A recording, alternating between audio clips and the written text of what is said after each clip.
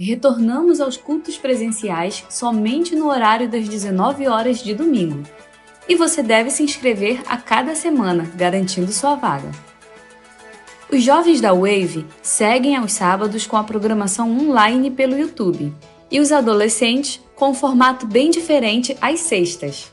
Às segundas, estudo da carta aos Filipenses com o pastor Antônio Carlos, também pelo YouTube. Venha servir na comunicação e fazer parte dessa família que não mede esforços para garantir qualidade nas transmissões. Envie uma mensagem para o WhatsApp da igreja ou através das redes sociais.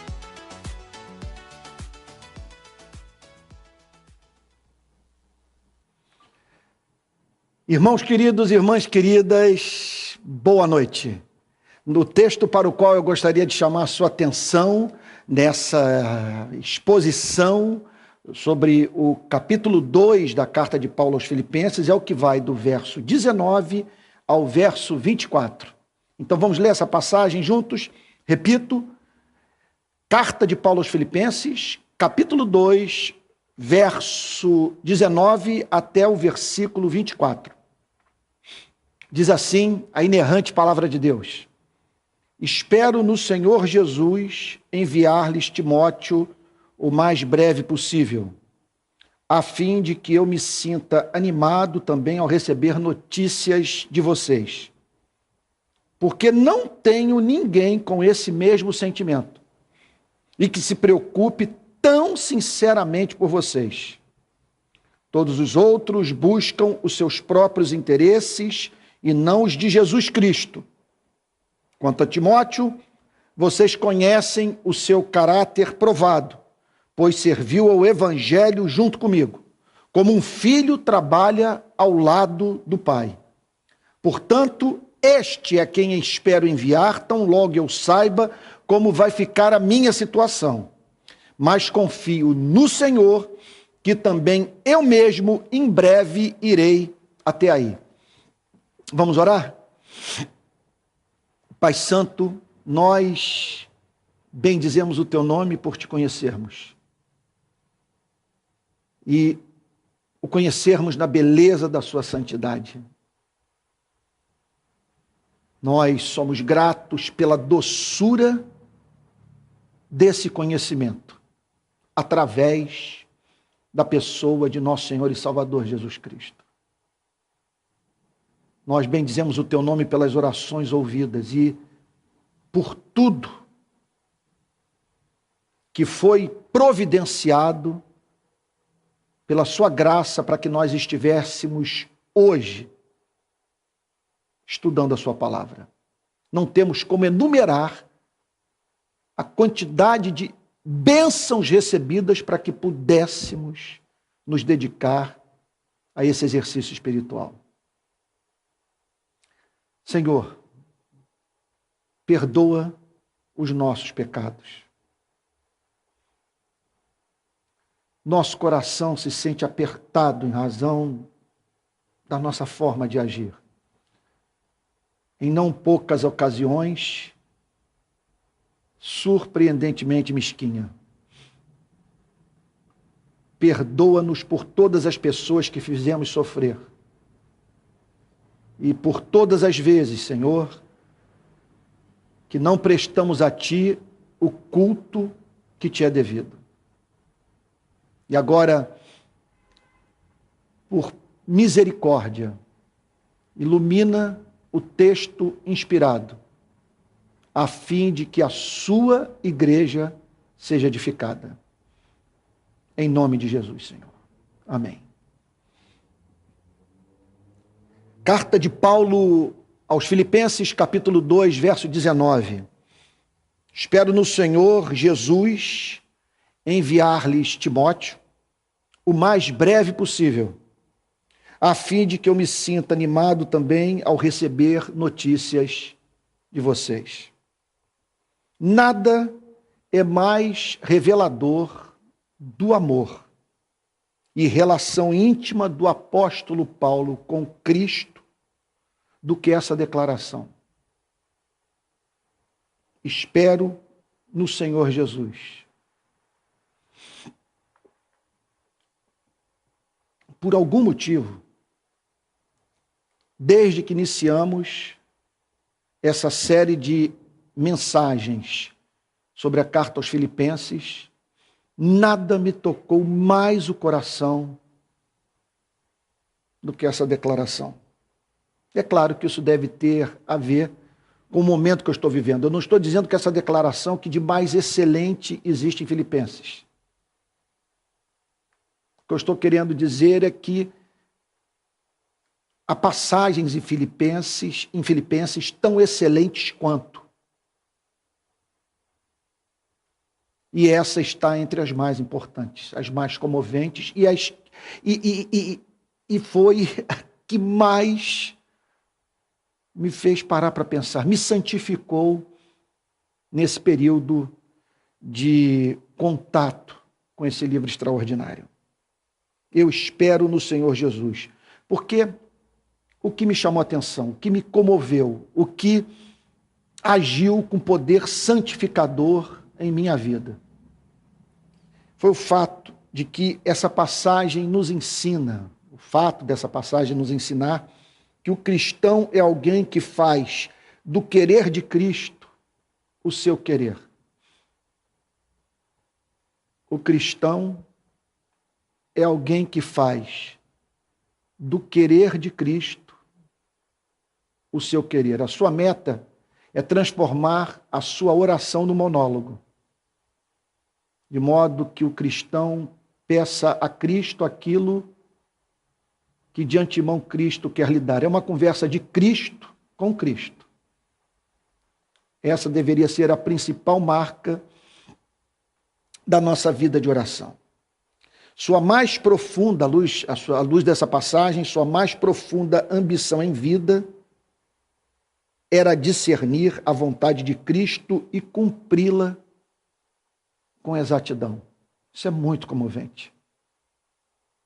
Ele vela em oração, esperando a direção do seu Senhor. Esse é o sentido de espero no Senhor Jesus. O cristão sabe que tudo o que delibera carece da permissão de Cristo para a sua realização. Eu delibero, eu faço o meu planejamento, os meus cálculos, e tenciono levar a cabo algumas decisões tomadas. Contudo, dependo da vontade soberana de Deus para que as minhas intenções se cumpram. Então, o governo providencial de Deus na vida da igreja é levado a cabo pela ação direta de Cristo. Isso está incluído nessa declaração, eu espero no Senhor. Havia, sendo assim, o humano planejamento, elaborado em oração, cuja execução dependia da vontade do Senhor Jesus Cristo.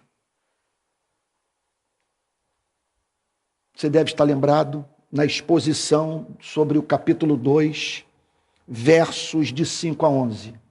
O texto mais cristológico da carta aos Filipenses. Quando o apóstolo Paulo declara que toda língua confessará que Jesus Cristo é o Senhor. Quem é o cristão? O cristão é aquele que se alegra em reconhecer em vida o senhorio de Cristo. Há aqueles que tomarão conhecimento desse governo universal do Filho de Deus somente no dia de Cristo. O cristão é aquele que se antecipa de modo espontâneo, voluntário, racional, apaixonado ao ato de se curvar diante daquele que é digno da nossa adoração. Esse é o sentido de eu espero no Senhor, naquele que governa o universo para a glória do Pai. Observe, portanto, que nessa passagem nada é meramente teológico. Estamos perante algo existencial, prático, concreto.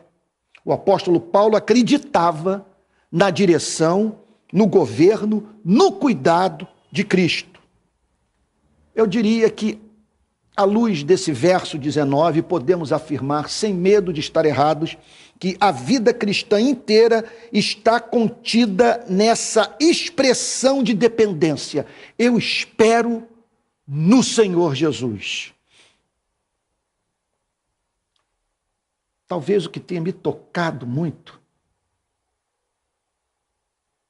quando eu redigi esse sermão, quando eu me preparava para expor esse verso 19, sabe, eu penso que o que me tocou foi essa vida que é vivida em Cristo, da decisão que considera Cristo, que é feita no Espírito de Cristo, para a glória de Cristo, considerando a vontade de Cristo, os propósitos de Cristo. Isso é muito comovente. Muito comovente. Na vida de uma pessoa tão tentada quanto eu, o pecado me assedia manhã, tarde e noite, batendo a porta do meu coração das mais diferentes maneiras, como que se me afigura como amável essa vida no Senhor, em que eu não quero nada diferente daquilo que Ele quer. O que Paulo aguardava na providência de Cristo? O que ele esperava no Senhor? De acordo com o verso 19, enviar seu filho espiritual Timóteo à cidade de Filipos. Voltemos ao texto. Espero no Senhor Jesus enviar-lhes Timóteo o mais breve possível. Ele estava certo de que, do ponto de vista moral, não havia nada de errado em enviar Timóteo. Você está entendendo o ponto? Eu estou aqui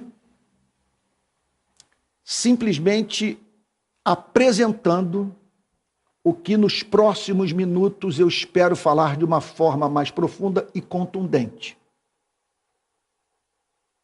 Ele olha para a igreja, olha para Jesus Cristo, olha para Timóteo e considera a decisão de enviar um ser humano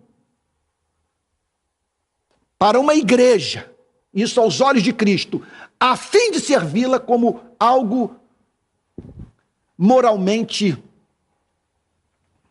belo, justo, algo que passava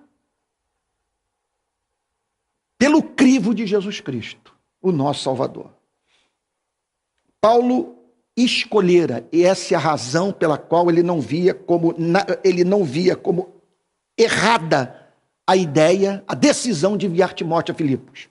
Porque ele escolhera um eminente servo de Deus para cuidar dos interesses do reino de Cristo. Esse é o ponto. Ele vai enviar uma pessoa para cumprir uma missão na vida de uma igreja, e ele não tem drama de consciência, porque ele estava enviando um eminente servo de Cristo para tratar, vamos assim dizer, dos negócios de Cristo. Sua decisão podia, portanto, perfeitamente contar com a bênção do Senhor Jesus Cristo. Ele não fora leviano, ele não fora precipitado. Ele não conduzira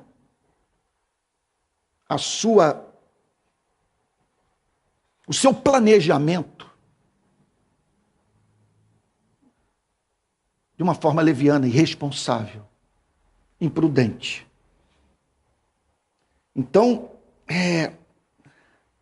o apóstolo Paulo é revelado nessa passagem escolhendo o eminente servo de Deus para cuidar dos interesses do reino de Cristo.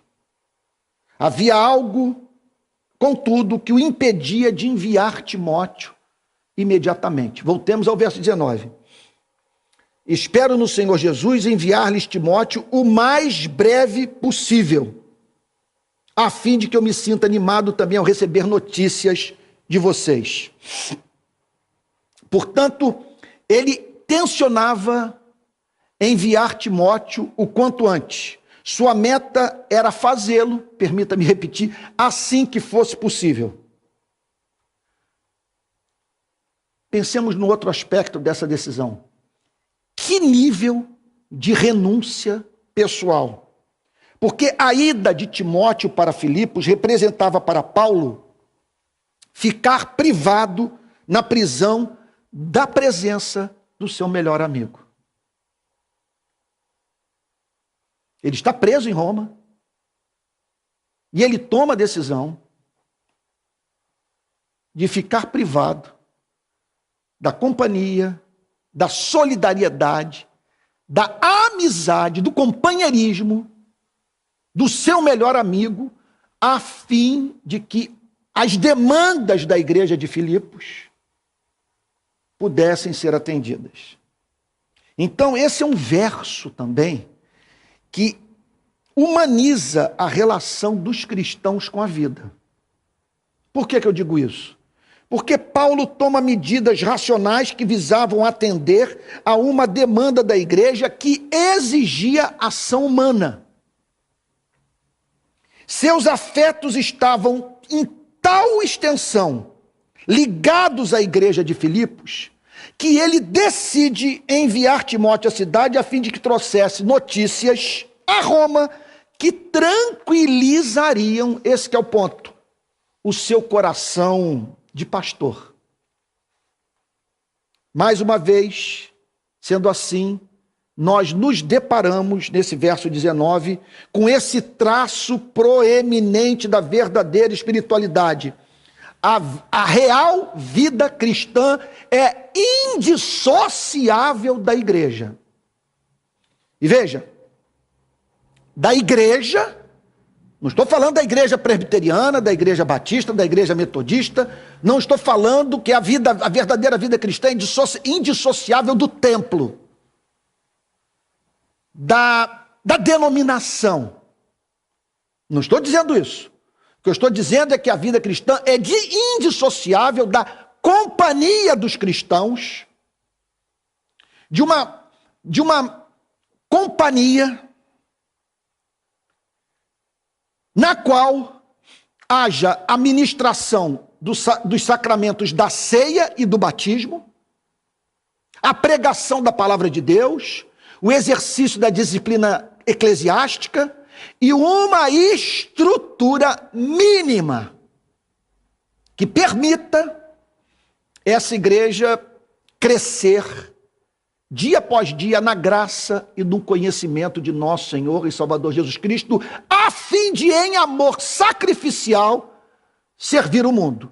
Repito, não busque encontrar no Novo Testamento modelo de espiritualidade capaz de prescindir da comunhão com os cristãos no contexto de uma igreja local, que pode ser uma comunidade com 10, 15, 20 pessoas, que se reúne numa garagem, que se reúne na sala de uma casa, num salão de festa, obviamente que se reúne num templo, mas onde homens e mulheres são encontrados vivendo em amor ardente, de modo que um edifique a vida do outro, e tudo isso sob o sorriso de Deus. Agora, com o que Paulo se preocupava? Qual era o motivo da sua preocupação dentro da prisão, quando ele pensava na igreja de Filipos?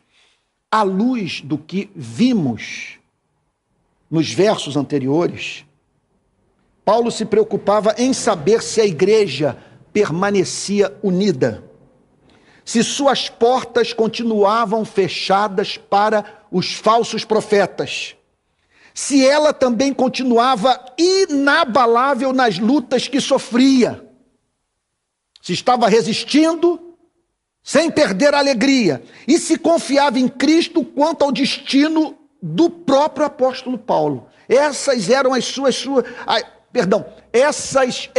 suas principais preocupações, à luz de tudo que nós vimos nas últimas semanas. Então observe, esse homem na prisão, olhando para a igreja que ele havia plantado, e preocupado com a sua unidade, com a preservação da verdadeira doutrina, de modo que essa igreja mantivesse as suas portas fechadas para os falsos profetas.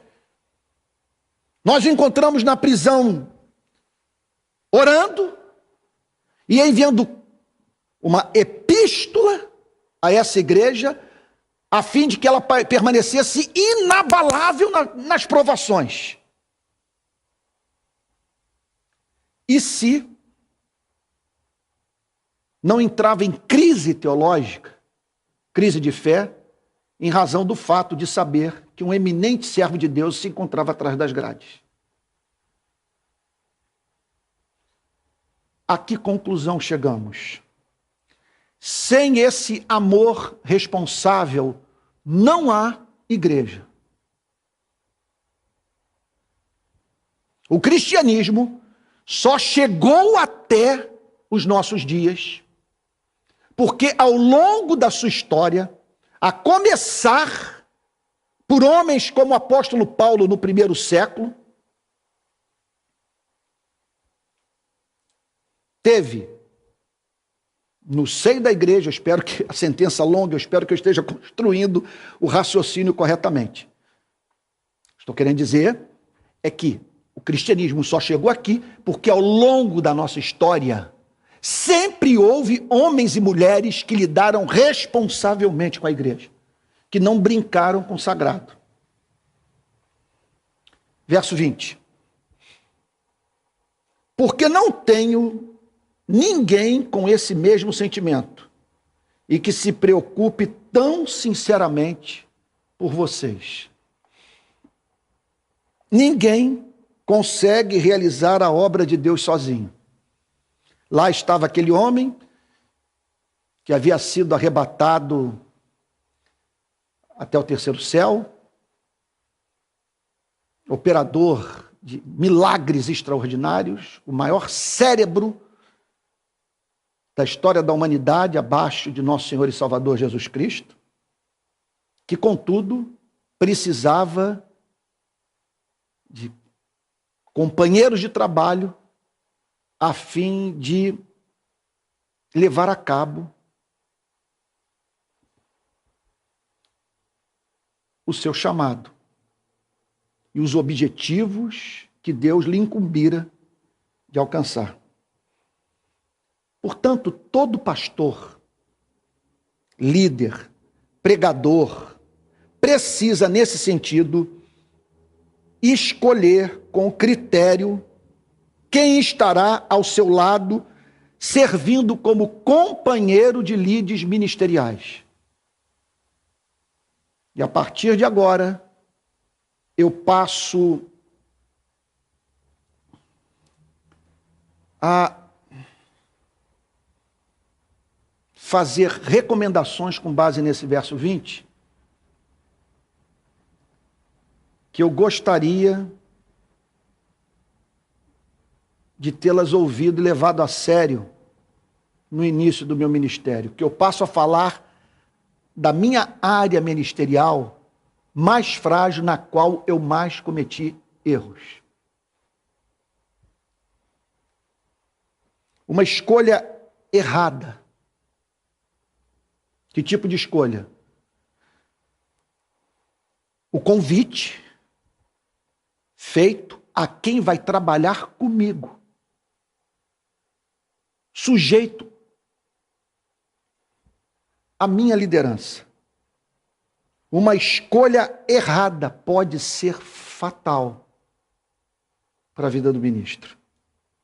Porque inveja, malversação dos recursos da igreja Deslealdade são alguns dos infortúnios que podem se abater sobre quem não soube escolher de maneira criteriosa os membros da sua equipe.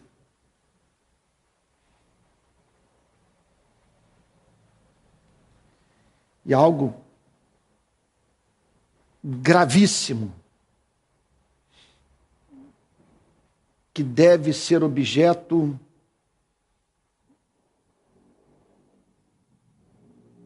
do nosso maior cuidado. O péssimo testemunho de quem tem sua imagem associada à do ministro do Evangelho pode fazer com que esse perca em credibilidade, autoridade e respeito.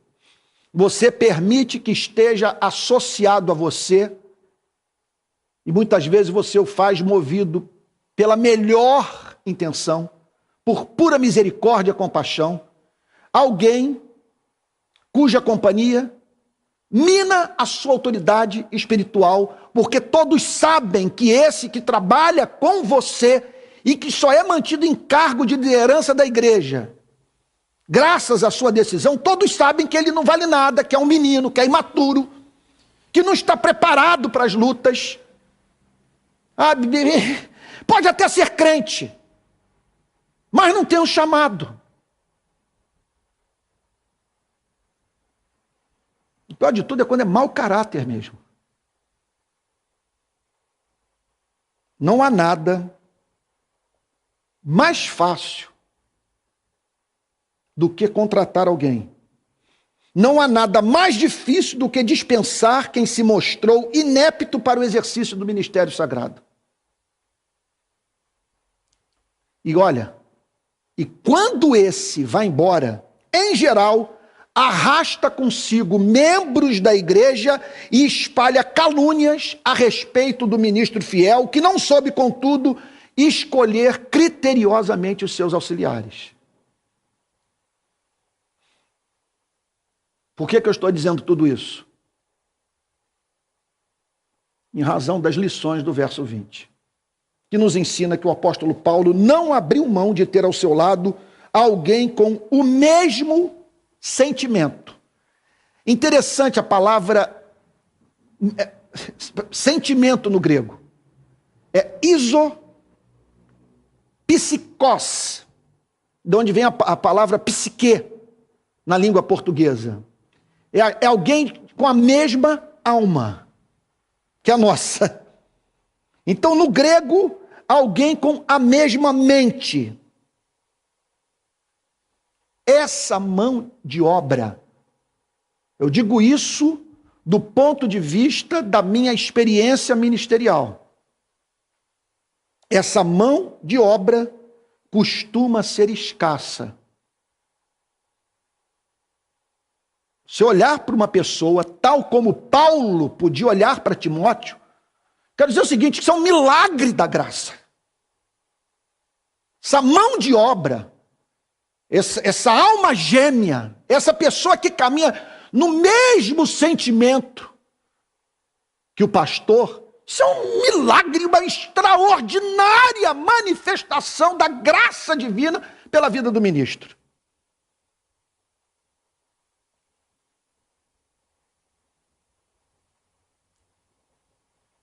O apóstolo Paulo declara, porque não tenho ninguém com esse mesmo isopsikos, com a mesma alma. Não conheço ninguém com quem eu tenha tanta afinidade de coração quanto Timóteo.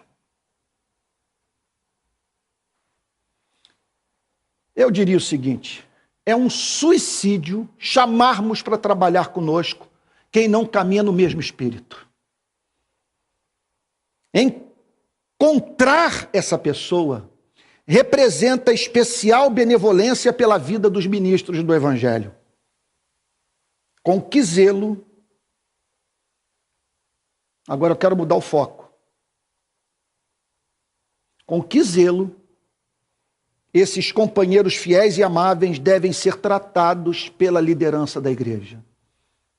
Se você encontra um Timóteo na sua vida, Repito, sem querer ficar aqui de snobismo intelectual, um isopsicose, alguém com a mesma alma, com a mesma mente, o mesmo amor por Jesus, o mesmo anelo por apresentar a Deus uma igreja bonita, a mesma ansiedade pela transformação do mundo através da ação dos cristãos.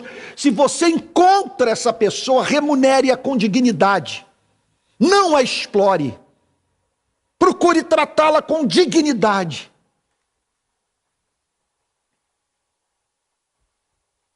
Porque não espere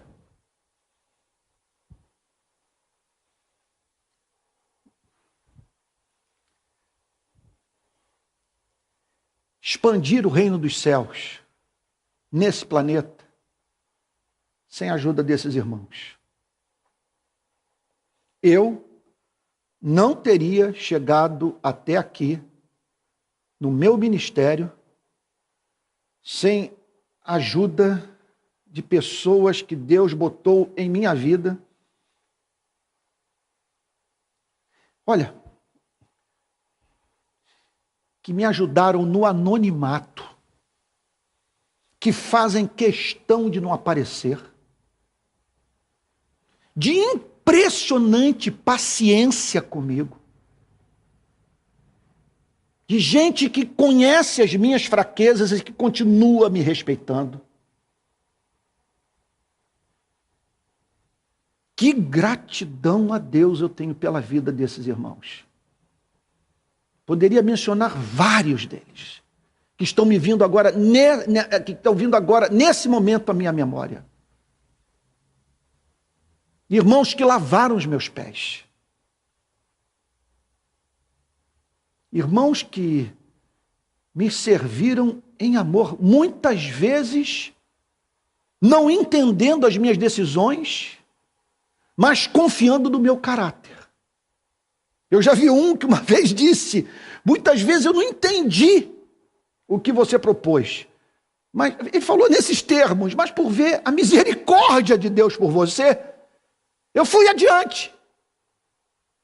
E percebi que a mão de Deus estava presente naquela decisão. Essa gente tem que ser muito honrada por nós.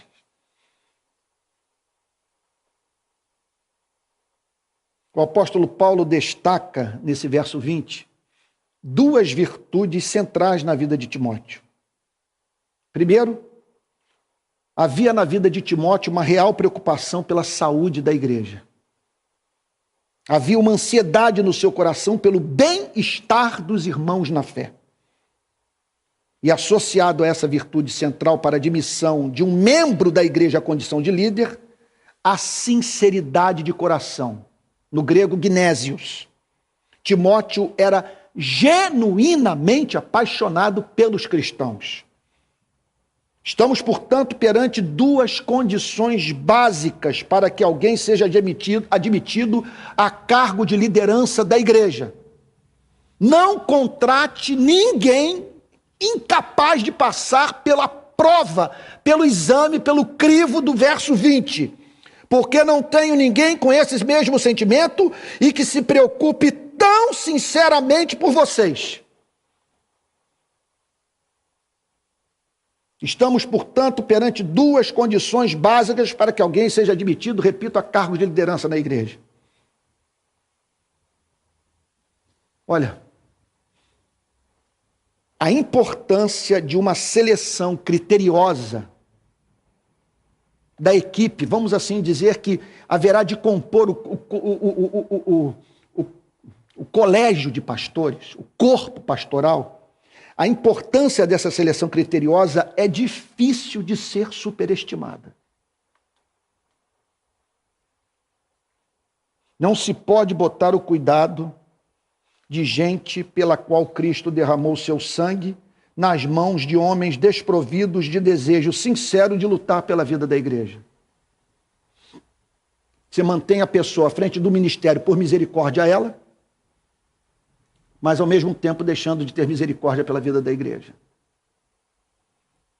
Isso é pecado. Verso 21.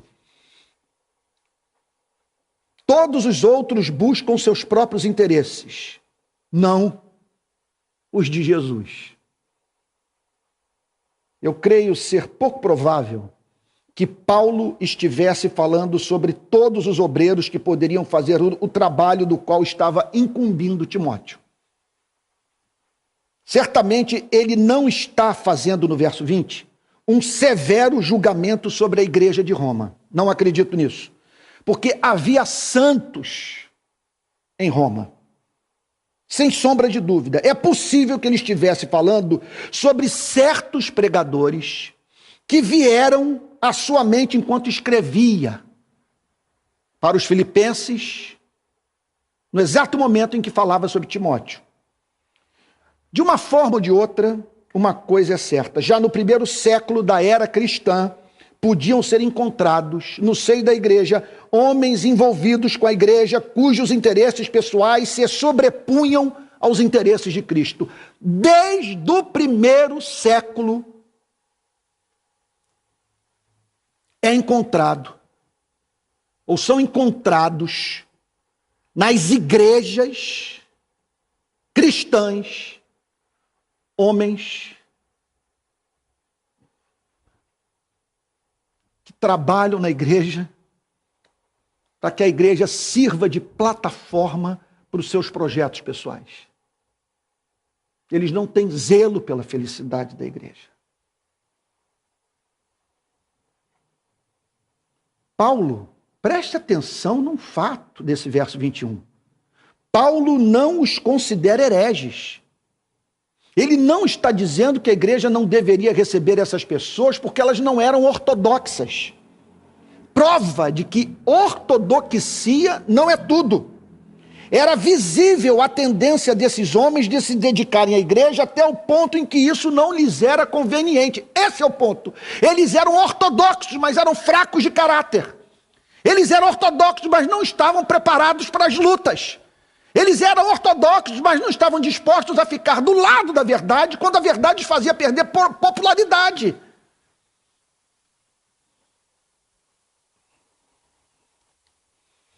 Havia uma agenda secreta em seus labores, é o que o apóstolo Paulo está dizendo. Agora, presta atenção.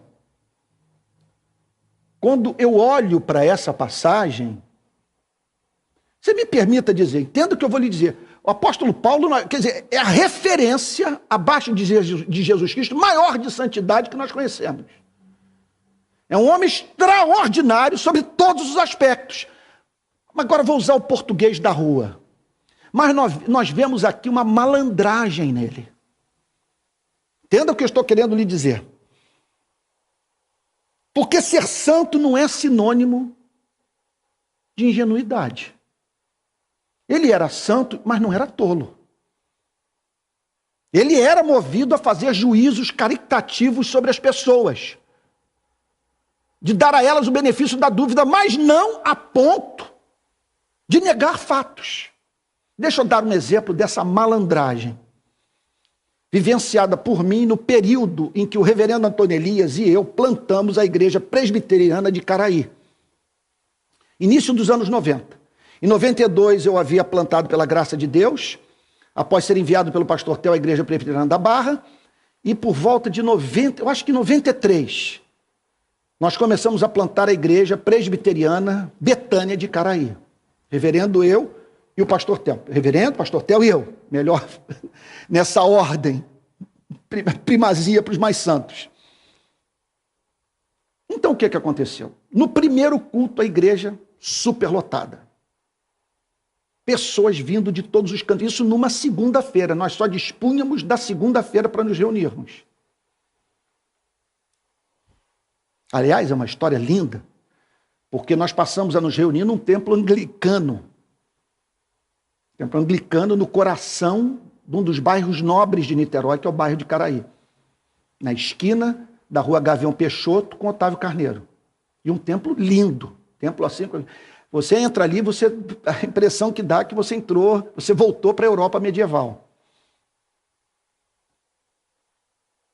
E o que é lindo nessa história é que os anglicanos, quando viram que aquele templo estava finalmente ganhando utilidade, deixando de ser apenas parte do cartão postal da cidade, de despertar apenas o interesse pela sua arquitetura, mas o meio para a promoção do evangelho. Eu me lembro até hoje do reverendo Stewart. Chamaram o reverendo Antônio Elias, chamaram a mim para uma reunião em Botafogo, depois de muita conversa, tornar oficial a cessão do templo para nós presbiterianos. No ato da assinatura, ele vira-se para mim e diz o seguinte: está sendo muito difícil fazer o que eu estou fazendo,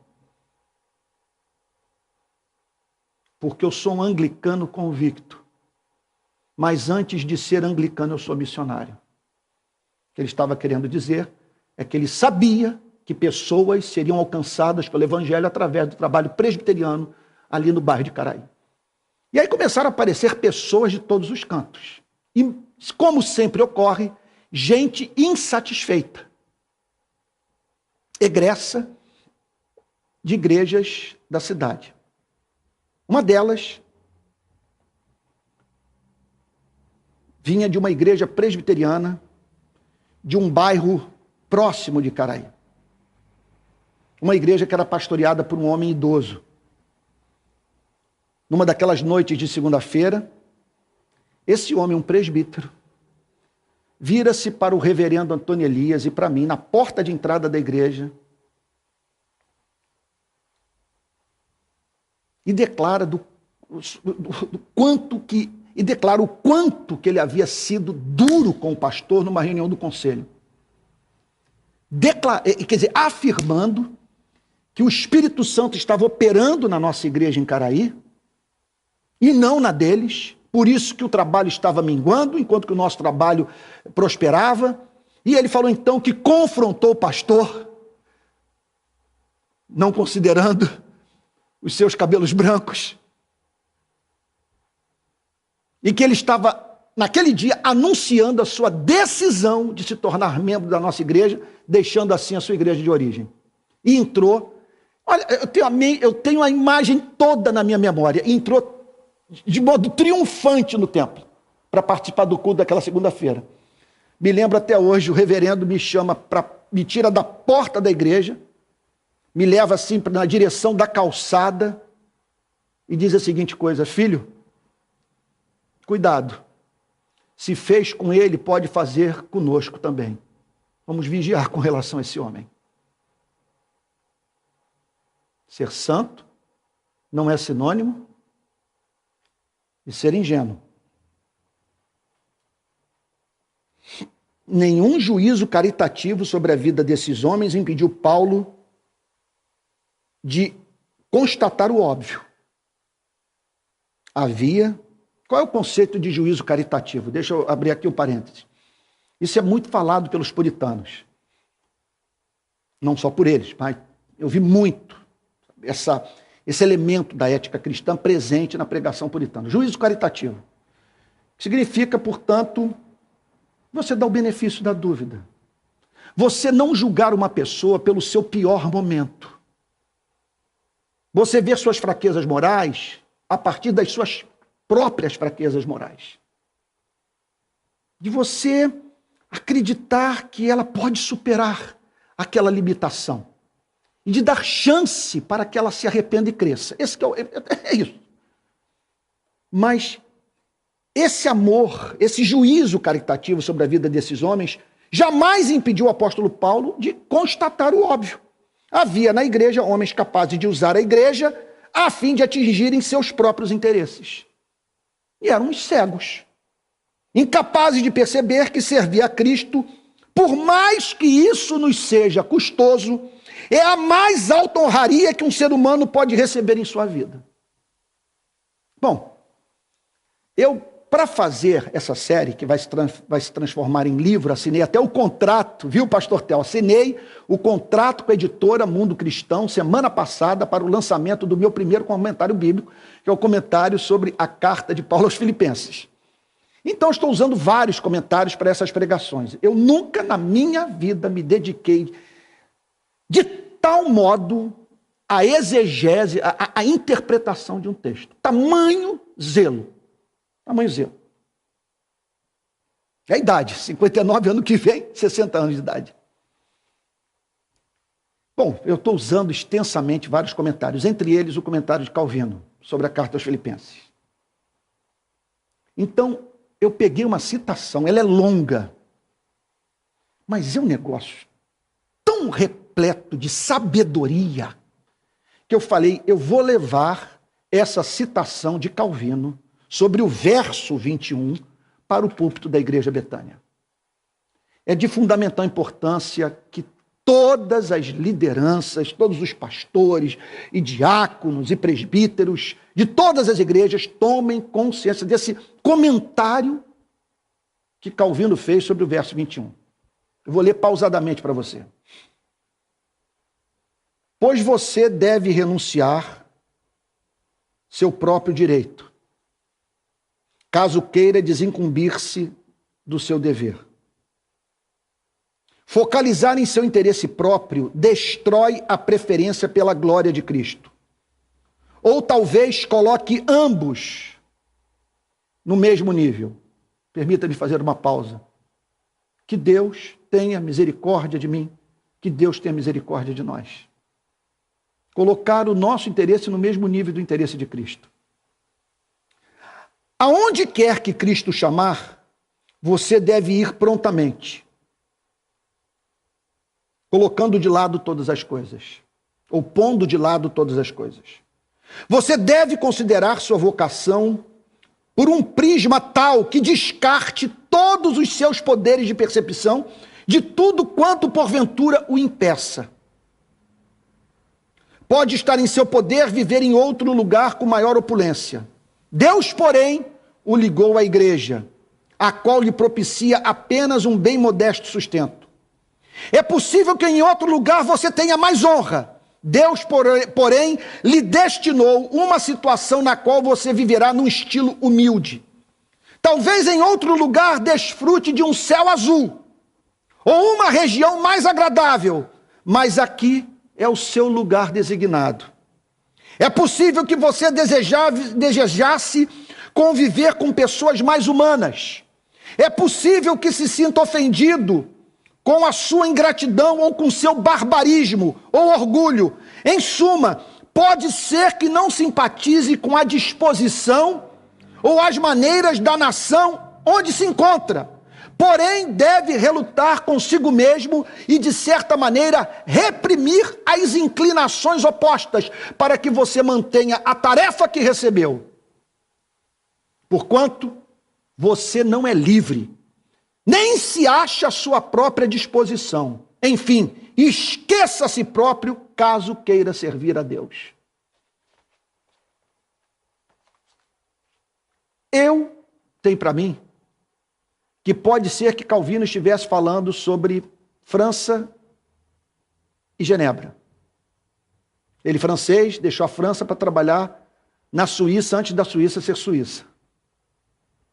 Não sei, não li nada sobre isso. Apenas conjectura. Foi uma grande renúncia. Ele estudou em Paris. Ele largar o trabalho em solo francês e ir para aquela frente missionária em Genebra. Mas não estou certo do que eu estou falando. Cristo, então, é apresentado no verso 21 como alguém portador de certos interesses, possuidor de certas vontades em relação à igreja. Quais são os interesses de Cristo? Observe o que ele diz no verso 21. Todos os outros buscam seus próprios interesses e não os de Jesus Cristo. Quais são os interesses de Jesus Cristo? Ele ama o povo que comprou para o Pai com seu próprio sangue. Ele quer esse povo alimentado espiritualmente, cheio do Espírito Santo, vivendo em amor, praticando a verdade, sendo sal da terra e luz do mundo por meio de suas ações e reproduzindo a sua vida. A fim de que os interesses de Cristo se cumpram na vida da igreja, trabalho duro, extenuante, custoso, precisa ser feito.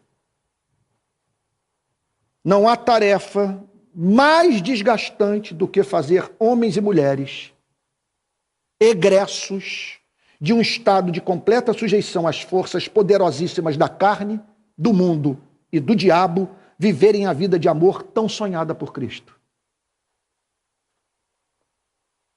Todos trazem para dentro da igreja os seus maus hábitos, formas tolas de pensar e mecanismos de proteção do ego.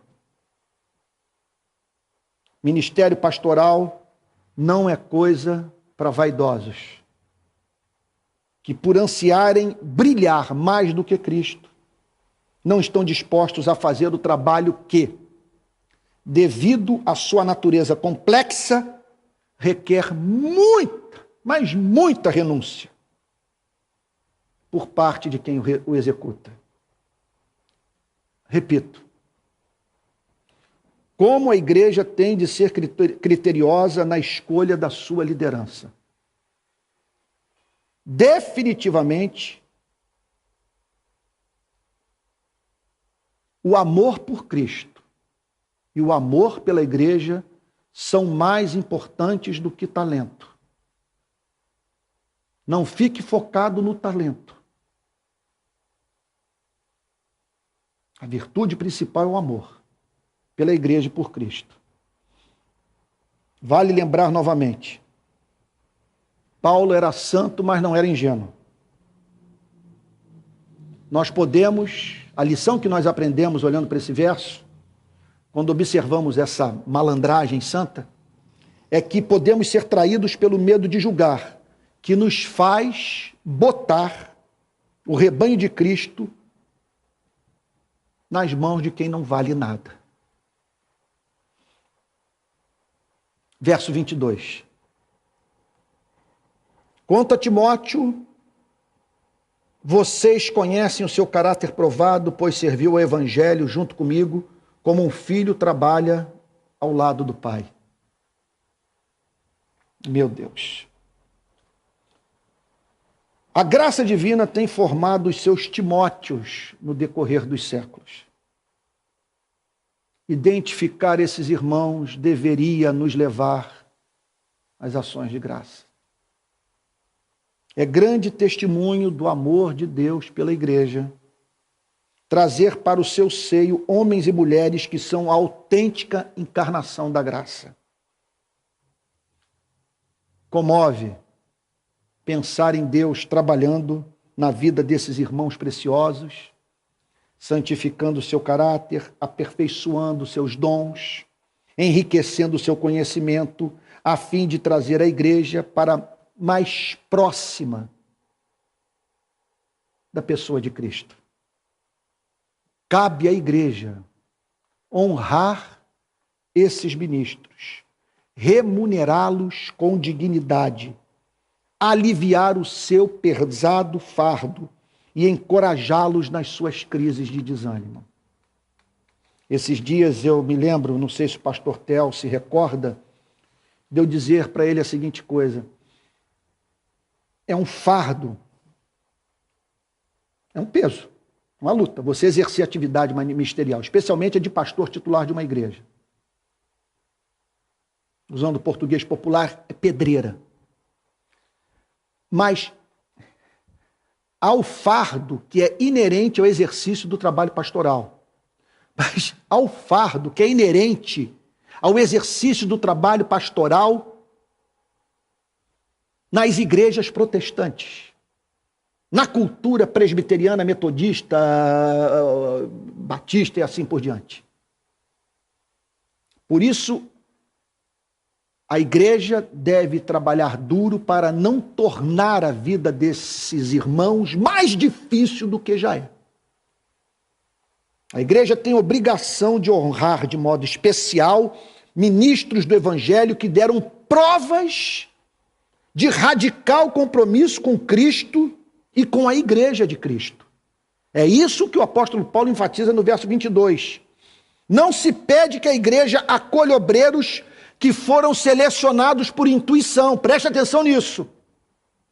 Não há espaço para permitir ter acesso livre ao rebanho homens que se tornaram conhecidos pela sua simpatia, talento, senso de humor, eloquência, conhecimento, virtudes, olha só, virtudes que não se devem menosprezar, mas que não sobrepujam em importância a vida que foi posta à prova e passou pelo teste do amor.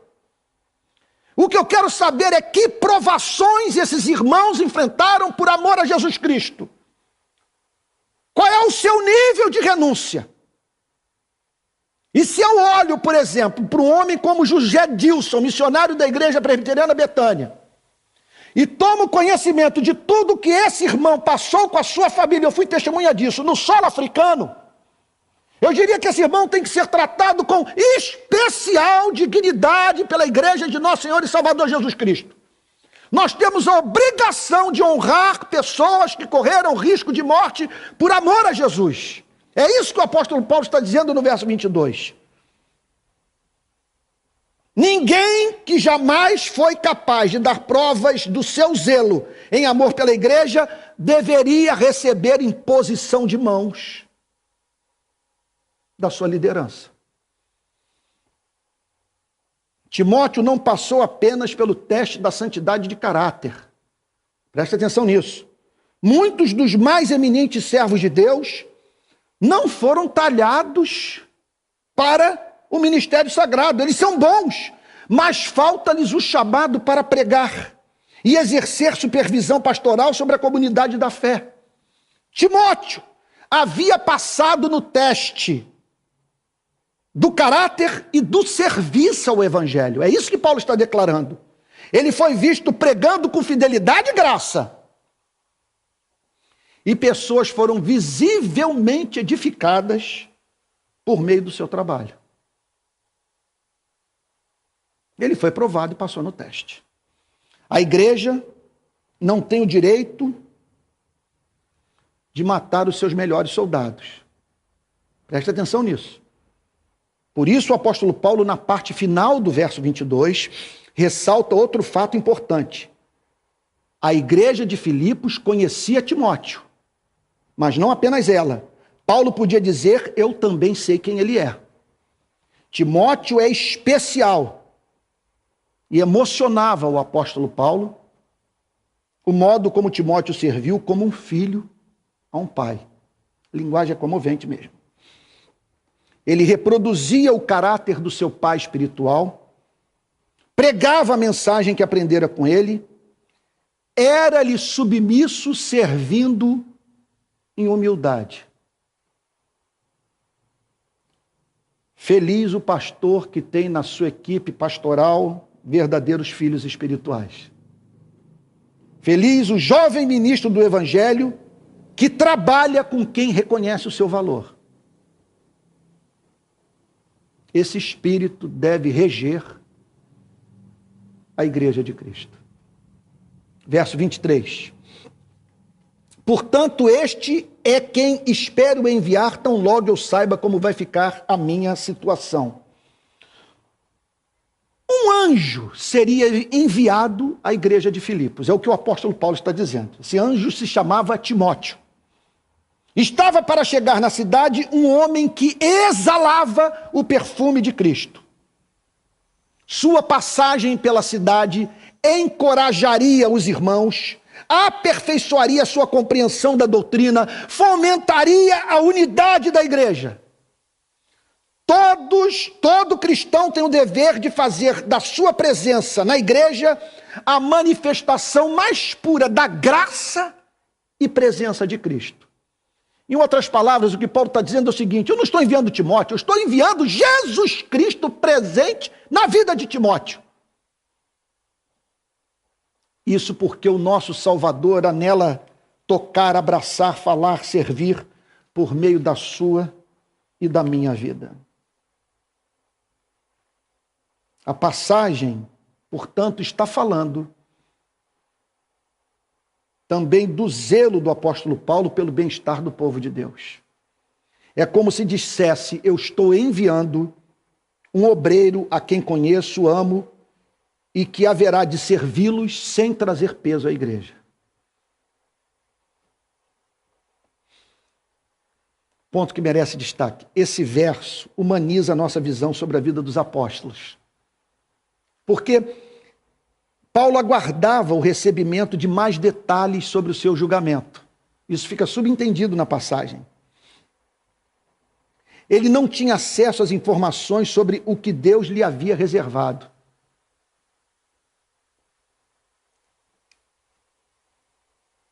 Aqui estamos perante um homem que, apesar de apóstolo, lidava com o imponderável.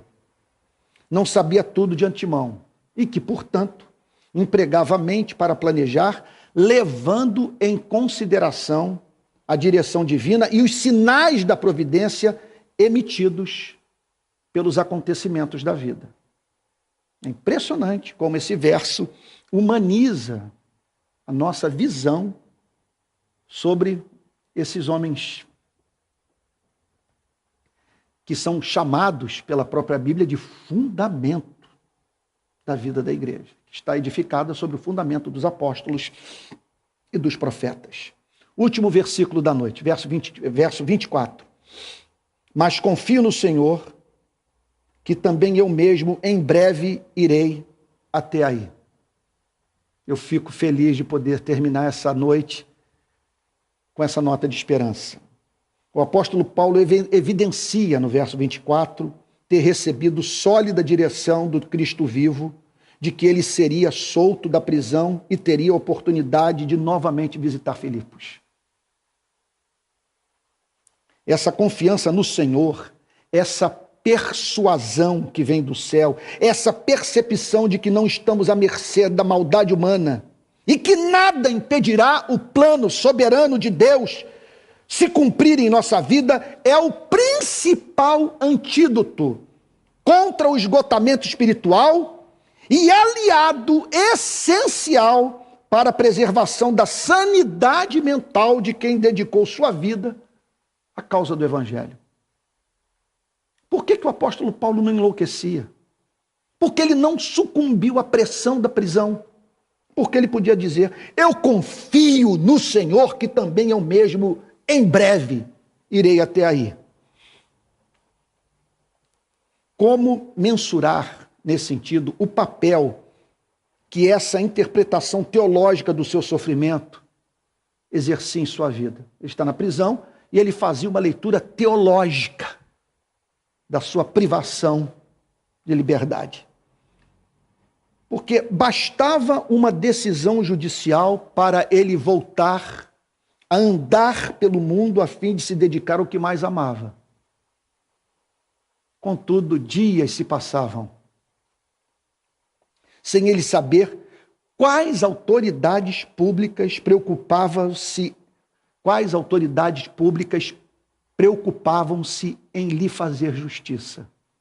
Imagina isso, preso no primeiro século, nas mãos de pagãos, de ímpios.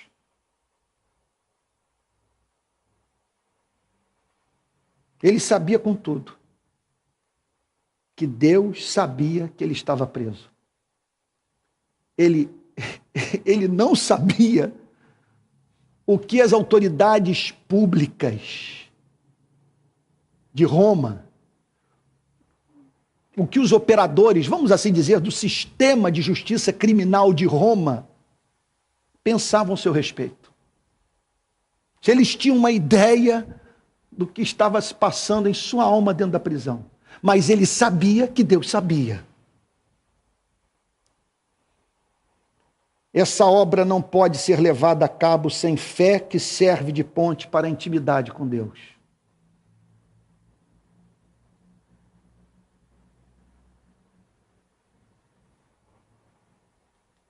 Por trás de muito burnout. Não é só isso. Esse não é o único diagnóstico a ser apresentado. Há o fato de pessoas que se precipitaram e que se envolveram com uma atividade que está reservada apenas para a tropa de elite de Deus. Não estou falando de super-homens. Não estou falando de anjos. Não estou falando de pessoas que não choram e que às vezes não sentem medo. Eu estou falando de pessoas que foram talhadas e que permanecem no seu posto na hora da batalha. Estou falando de pessoas, vou usar o português mais uma vez da rua, que não amarelam. Que podem dizer, eu sei em quem tenho crido. Que na prisão podem declarar, em oração, eu contemplei a face do meu Deus e ouvi a sua voz.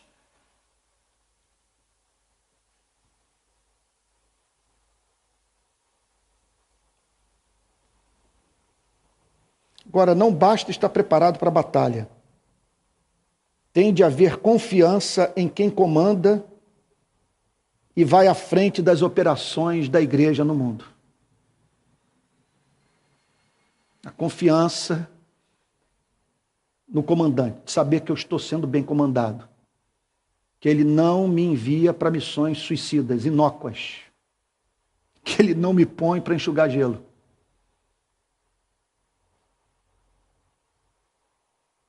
Por conhecer a Deus, Paulo era homem de oração, por meio da qual ele fora habilitado naqueles dias a ouvir a voz de seu Senhor. Eu concluo a exposição dessa noite fazendo a seguinte pergunta: por que essa epístola não é um lamento, um desabafo ou vitimismo puro? Porque Paulo conhecia a Deus. Ele era íntimo. Que Deus o abençoe. Até a próxima segunda-feira.